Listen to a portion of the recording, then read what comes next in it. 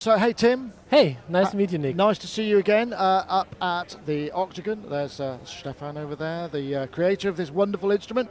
So C15, there's been some new software updates. So I think the last time we spoke to you was maybe, NAM or last year sometime? Yes. You're always developing this yes, instrument, we are right? always developing. And of course we have always new sounds, but also some new functions. And I think one thing that we didn't have before, and maybe we've been criticized for it, we didn't have LFOs. Which is weird, isn't it? But it's a little bit weird, but it's part of, I think, a concept that works. But still, sometimes, I'm a musician myself, you want to have some kind of quality like that. And now we have an envelope C, we are able to loop envelope C, and in that case, we can create different kinds of. We should rewind a little bit and say that this instrument is quite unique in that it's a very, very expressive, very dynamic. Yeah. It's based on sort of a 2-operator FM. It's a yes, exactly. But the detail, if those people who haven't seen this before might be thinking, what on earth? But actually, wait till it's a very expressive instrument and it's very, very dynamically playable. That's the big thing, right? Yes, and. So shall I show you the... Yeah, let's have a listen. Okay, so this is now, you hear, now we have some kind of LFO function. And now, for example, on the A ribbon A, I can now make the time of the LFO longer. Okay. So that's using a looping envelope as the... Exactly, and here is... the depth. Exactly. This is a... And of course you... okay. Maybe. Okay. And then there's a lot of interesting key tracking possibility now because we extended the key tracking up to 200%. Right. And that changes a lot. For example, the middle C is not... the middle C stays the same, but if I now increase the key tracking to 200, for example, listen to this C, it goes an octave lower. So and if I take this note, you're stretching the pitch tracking. It goes from this middle note, it stretches the key tracking in this direction. It's very interesting. Nice, that's interesting. And now, if I have another sound where I have this key tracking, I have a layer sound, and just one part of it is,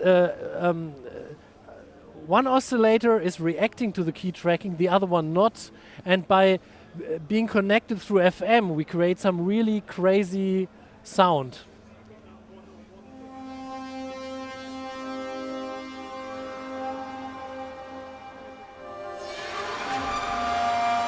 It almost sounds like piano wire, doesn't it?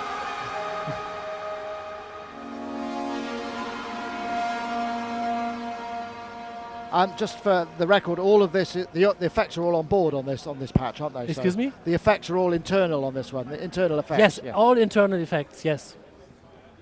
Then, for example, also here the key tracking is now, I have a unison sound, and I use the key tracking to add octaves to it. So it's...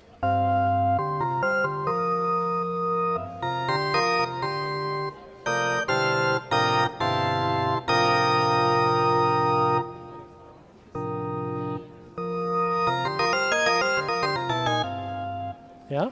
Can you change the scaling of this? Because obviously that's quite a broad movement that might be difficult when you're playing some parts. Could you make all of that happen in a shorter travel so that it was easier to perhaps perform? I think it's possible.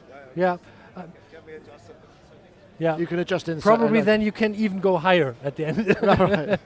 So then, for example, we have now serial effects, and that means I, for example, have now. So I have this effect section goes now by 2. Right. And if I put them in serial mode, this is affecting each. So the 2 delays are affecting each other, and then they can also be panned into two different. Okay. So this is how this sounds now.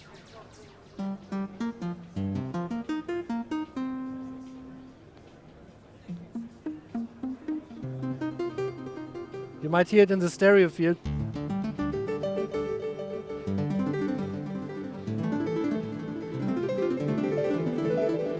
So it's like cascading delays. Yes. Yeah. Okay. Gotcha. So that twin engine thing was quite not that new, but a newish firmware update, wasn't it? Yes, exactly. And then there's one other very interesting thing, which I think I've never heard on any other synth. It's about you have 2 different parts, and one is like an exciter for the other one, who is just a resonator. So you can have like some kind of guitar, like for example, I press here, I press something, and you don't hear anything. But now I excite it by playing this. So it's almost like chord and so rhythm. the notes you're hearing are the notes I'm pressing with the left hand. But here, I can do a.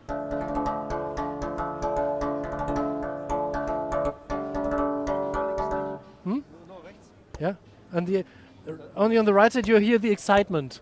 Like the little so it's right. Yeah. So you could never play this chord this fast. No, right. So, and here's another one. Oh, what am I doing? Hold on. And here's another one with a gate effect. So, nothing. Right, okay, gotcha. Interesting. It's interesting. I mean, I think it just has to get into the right hands to create something very well, and also the thing that we're not sort of perhaps hearing, I mean, there is a bit of noise in this environment, but is the fact that the dynamic range of the keyboard and the velocity and stuff is much greater than you would normally see in MIDI or other. I think so. Yeah, so you get a great deal of sensitivity. Mm-hmm. I have a few more sounds actually that were created by Manny Fernandez, who is here on the Super Booth right now. He's this sound designer from LA who did a lot of work for Yamaha, and he also created some really cool sounds for us. He's one of the big FM guys, isn't he? Manny yes, Fernandez. exactly. That's right. Yeah. Okay, for example, here he created a really cool string sound. Something in this kind of domain. I haven't heard it before on the C15.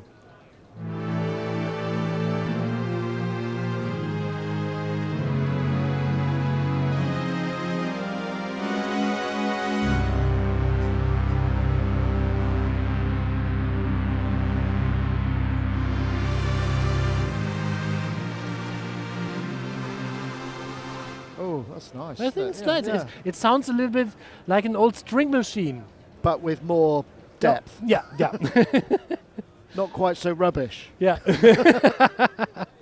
And here is a cool sound he created for Scott Kinsey, the keyboard player from LA. I like this sound especially.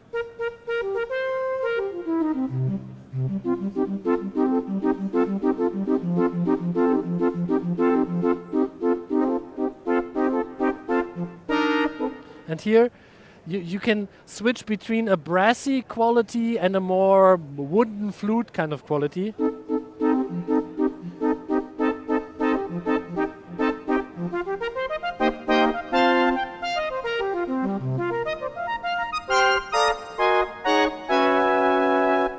Nice playing. Thank you. That sounds more like sort of classic FM, doesn't it? Yeah, yeah. I mean, not the record state, the radio station. Let's see where. And here, another pad sound by Manny.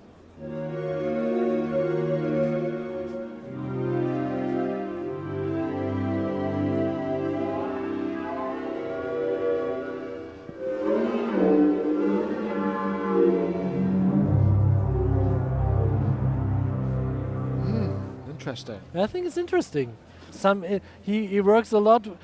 I think he used the way he used modulation. He was really more extreme than any of us before. He routed like the macrocontrols to so many destinations that he got crazy about it. And that's all. I mean, he's presumably using what this kind of interface, which is this is the sort of I suppose is the back end, isn't it? Yeah, this is like reflecting the physical here interface on the panel is reflected by the web UI. And here you can see if I do anything here. It's got a web server in it. Yes, exactly. So yeah, that's right. So you can see here now the parameter I'm changing here on the instrument. Yes. Excellent.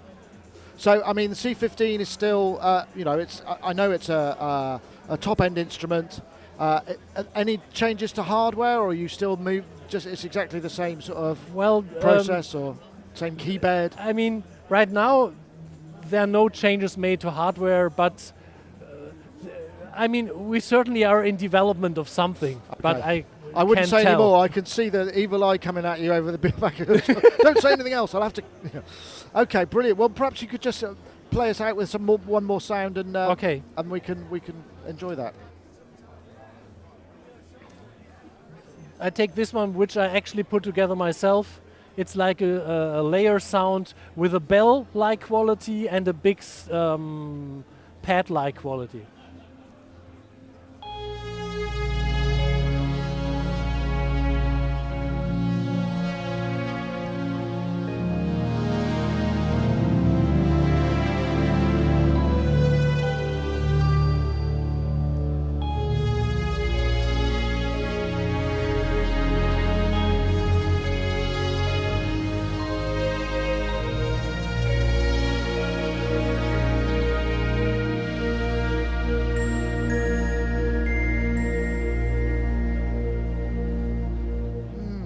Thank you, Tim. Excellent. So just about the hardware, the C15 comes in the sort of base unit, which is without the top, and then there's the top additional programmer. You can buy it in sort of different flavors, right? Yeah, it comes in 2 colors. Oh, yes, that's right. Oh, you meant that, or? But you don't have this bit. You can have. You don't need this to play live. I mean, to play the instrument, you don't need the upper panel. The upper panel is just for editing. Right. And so if you have a gig, you could actually travel just with this if you wanted to. But most people prefer to use both because it looks so cool together. Okay. So that's the other side of it. Thank you very much, Tim. You're welcome.